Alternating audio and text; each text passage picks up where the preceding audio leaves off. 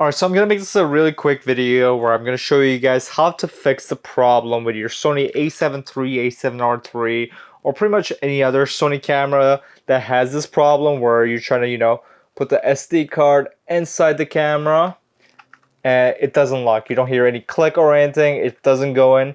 Here, if I put it in the second slot of the camera, it goes in perfectly fine. You can hear the click, but the slot 1 that's broken right now does not work. So I have a really easy fix for this problem, but before we do that, there might be another fix that you might be able to do.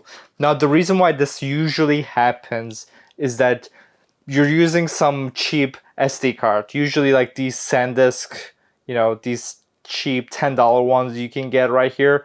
These things are not good, honestly. I really don't recommend these, and obviously I didn't follow my own advice. I used these.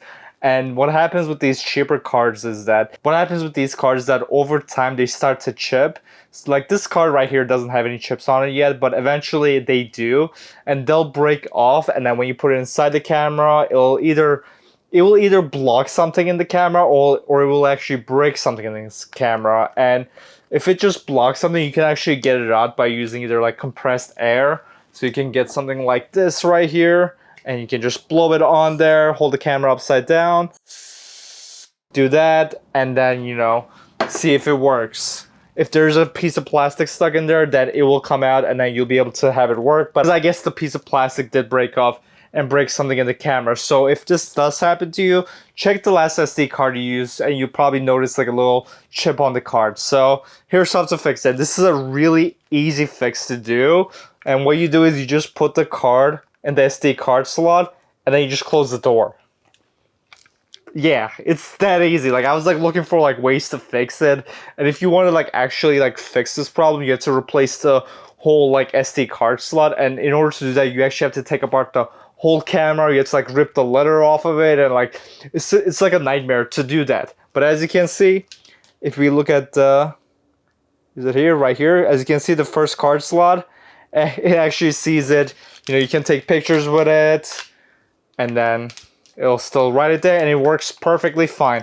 The only thing that you do have to keep in mind is that when you do open this door, it will try to shoot out. So when I open this, you can see that the card just flew out. So that's something to keep in mind. So when you do open it, you just want to, you just want to close it and then open it and then just like hold your hand over so it doesn't, just shoot out of there. So that's something to keep in mind. But besides that, it works perfectly fine. And if you were thinking about like setting it in for repair, first of all, if your camera is in warranty, you should definitely just set it in for repair. It's gonna be free, so you might as well get the camera fixed. But if it's out of warranty, like how it is for me, it's around $500 to $600 in order to get it fixed. So it is a lot of money. And the second tip I'm gonna give you guys is that first of all, don't get these SanDisk cards. They're honestly are garbage. Here, focus on it. These are garbage. I would not recommend any card that's just this like old design, like this, this plastic cheap mold. That's too. Why is it not focusing? Focus on it right there. Right there. This is a cheap design that just does not work. So what I recommend is the Sony Tough cards, which I should have been using, but I was using my backup camera, so I didn't have these on there. But I'm gonna buy a bunch of these now, which is the Sony Tough cards right here, as you can see. And these cards, they are a lot more expensive than the SanDisk ones, but screw it, at the end of the day, you don't break your $3,000 camera. And the reason why these cards are really good is that they're actually only one mold, and they're just made out of better material, so it's not going to chip over time.